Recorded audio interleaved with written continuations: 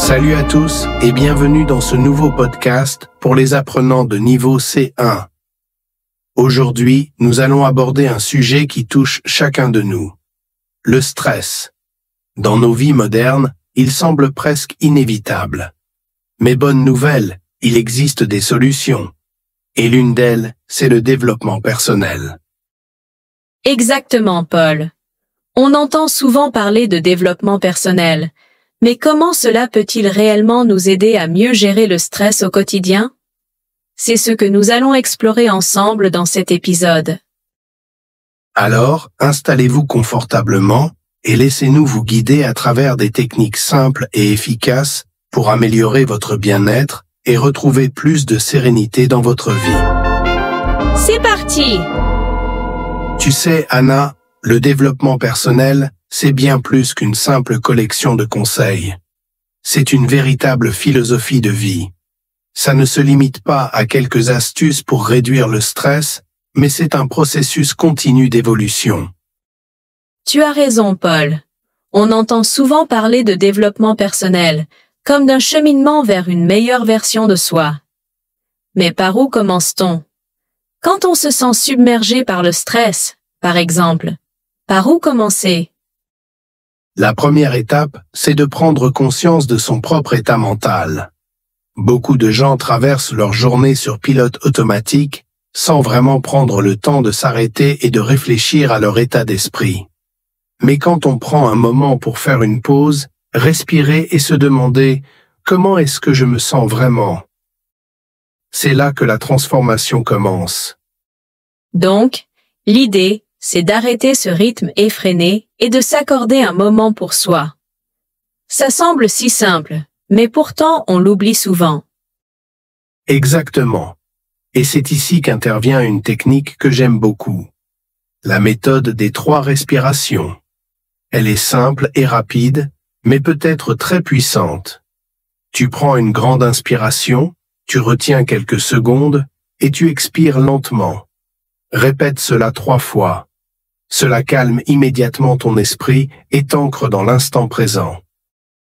C'est vrai que ça paraît accessible à tous. J'imagine que c'est une pratique qu'on peut intégrer dans son quotidien, peu importe où l'on se trouve. Absolument. Le meilleur dans tout ça, c'est que tu peux le faire n'importe où et n'importe quand. Que tu sois dans les embouteillages, en réunion ou même juste avant de t'endormir, cette technique te recentre en quelques secondes. Et après avoir fait cette pause, comment continue-t-on sur le chemin du développement personnel? Comment ça se traduit dans notre vie de tous les jours? Une fois que tu as pris l'habitude de t'arrêter, la prochaine étape, c'est l'auto-évaluation. C'est comme tenir un journal, mais dans ta tête. À chaque fin de journée, tu peux te poser quelques questions simples. Qu'est-ce qui s'est bien passé aujourd'hui? Qu'est-ce qui m'a stressé? Comment ai-je réagi à cela? Ce petit moment de réflexion te permet de mieux comprendre tes déclencheurs de stress et d'identifier des schémas répétitifs. J'aime cette idée de prendre du recul pour mieux se connaître.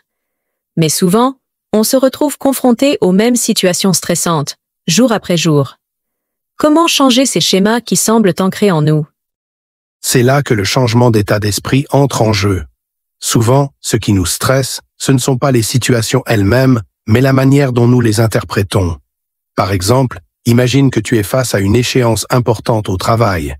Si tu te dis constamment « je ne vais jamais y arriver », tu te mets une pression énorme.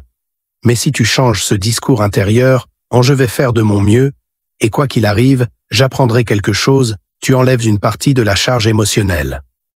Je vois. Donc, il s'agit de se parler à soi-même de manière plus bienveillante. Mais ce n'est pas toujours facile quand on est pris dans l'émotion du moment. C'est vrai. C'est pourquoi c'est important de pratiquer régulièrement ce genre de réflexion. Plus tu prends l'habitude de changer ton état d'esprit dans les petites situations, plus il te sera facile de le faire dans les moments vraiment stressants. Et puis, il y a aussi des techniques comme la visualisation dont nous avons parlé. Oui, la visualisation. Mais qu'est-ce que c'est exactement? Est-ce simplement imaginer quelque chose dans sa tête? Pas exactement. La visualisation, c'est une technique mentale où tu t'imagines dans une situation future, mais tu te vois réussir ou te sentir bien. Par exemple, si tu as une présentation importante qui te stresse, Tu fermes les yeux et tu t'imagines en train de la réaliser avec confiance, avec toutes les bonnes sensations qui l'accompagnent. Ton cerveau commence à associer cette future situation à des émotions positives, et ça réduit ton anxiété. Intéressant. Donc, en gros, tu programmes ton cerveau à anticiper des émotions positives plutôt que du stress. Exactement. Et ça ne fonctionne pas uniquement pour des événements futurs. Tu peux aussi visualiser des moments de calme pour t'apaiser dans l'instant. Imagine-toi sur une plage, écoutant les vagues, ou dans une forêt tranquille. Cela te permet de recréer des sensations de détente, même en plein milieu d'une journée stressante. Je vais définitivement essayer ça, mais j'imagine que la pratique régulière est la clé. Oui, la régularité est essentielle.